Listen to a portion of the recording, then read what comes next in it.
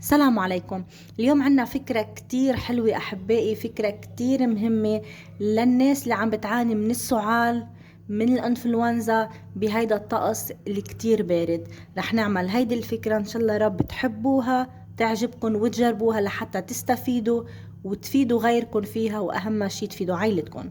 بداية أحبائي أنا بدي قص ليمونة الحامض. مثل ما شايفين من المعروف انه ليمون الحامض فيه فيتامينات عالية جدا، فيتامين سي وغيره كتير. رح باشر بطريقة التطبيق. اول شي بدي شيل طبعا العرق مثل ما شايفين، قصيتها من هون شوي صغيرة لأقدر خليها توقف بهيدي الطريقة، وبدي باشر بقصة من هون الطريقة. هلأ بدي اعمل خطوط عشوائية بالنص بهيدا الشكل، وطبعا بنتبه وما بظهر السكينة من الميل التانية، بصير بعمل بهيدا الشكل لأقدر شيلهم بطريقة سهلة. هيدا الطريقة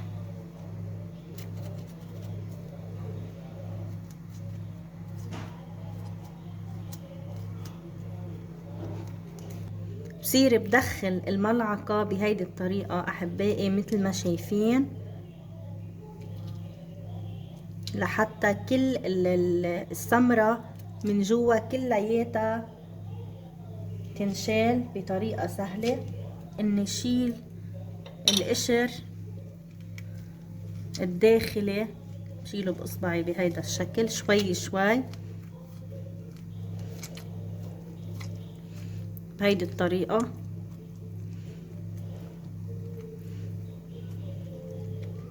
شفتوا شو صار عندي؟ بلشت تفضى وبلش يبين القشر. انا هيدا هو اللي بدي اياه، اني اقدر اني اسحب كل الفاكهة الموجودة. شفتوا؟ اول شي بعملها بالملعقة لحتى اقدر فضيها شوي، لاقدر طبعا اعملها بكل سهولة. بصير بعملها بهيدا الشكل. شفتوا كيف؟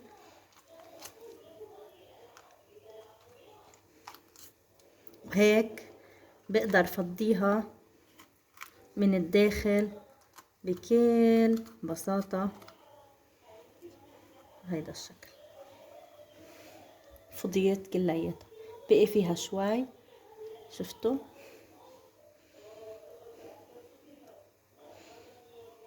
هيدول ما رح كبهم، ما رح ارميهم، رح اتركهم لاني رح عوزهم بعد شوي. رح احطهم على جنب ورح جيب الثوم. الثوم مثل ما شايفين ما شاء الله على هالسنة الثوم كبار، يعني تقريبا ما يعادل 6. هون عندي الحبة ضخمة، حبة كبيرة. رح باشر احبائي بالتقطيع. نبلش نقطعه بهيدي الطريقة مثل ما شايفين بهيدا الشكل. كمان من هون بهيدي الطريقة، لنحاول نقطعهم قطع كتير كتير صغيرة. الثوم هو مضاد حيوي طبيعي أحبائي لمعالجة الانفلونزا، لمعالجة السعال بطريقة طبيعية للناس اللي بتتحسس من أدوية الالتهابات. فما عليكم إلا تستعملوا هيدي الطريقة وتستخدموها، لأنه فعلا طريقة رائعة وصحية. أنا جربتها واستفدت كتير منها، فحبيت إني أنقلكم إياها.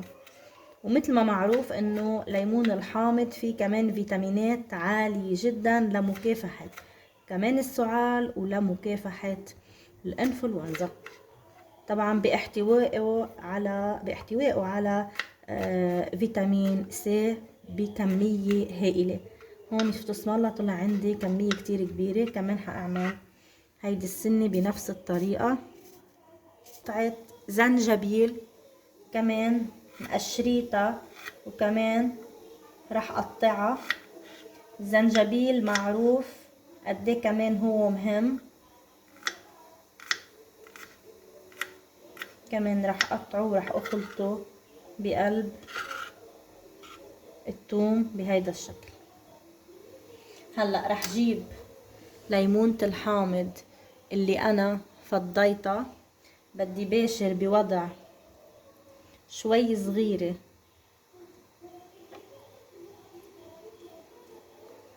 من القشر اللي انا شلته.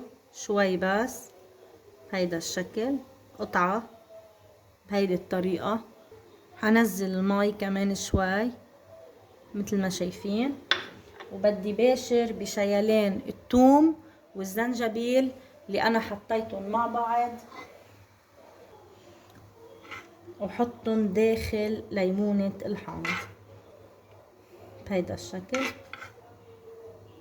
عندي هون العسل، رح نزلهم مباشرة فوق الثوم والزنجبيل اللي انا حطيتهم مثل ما شايفين. العسل معروف انه كمان مهم كتير، بحارب الامراض السرطانية، فكيف لو اجتمع عنا الثوم والزنجبيل والعسل كلياتهم مع بعض رح يشكلوا عندي دواء مهم كتير احبائي مثل ما شايفين بهيدا الشكل.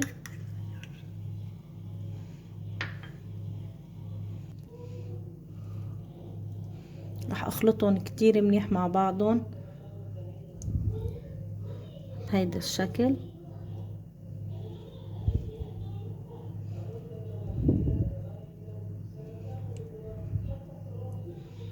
مثل ما شايفين. هلا رح اخدها مباشرة وحطها على النار لحتى احصل على الزيت الموجود داخل القشر.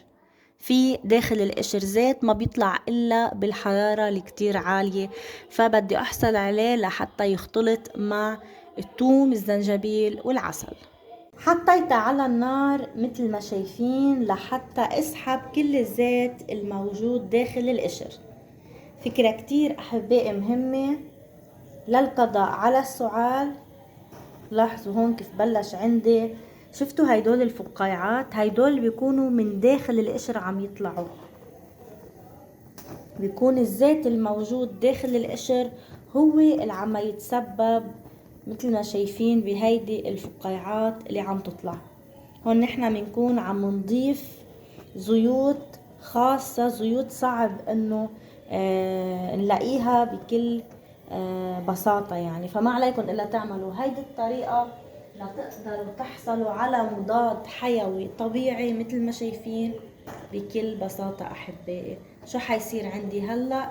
حيصير عندي مضاد حيوي كتير قوي مهم كتير. منقدر كل يوم الصبح ناخد ملعقة على الريق بكل بساطة.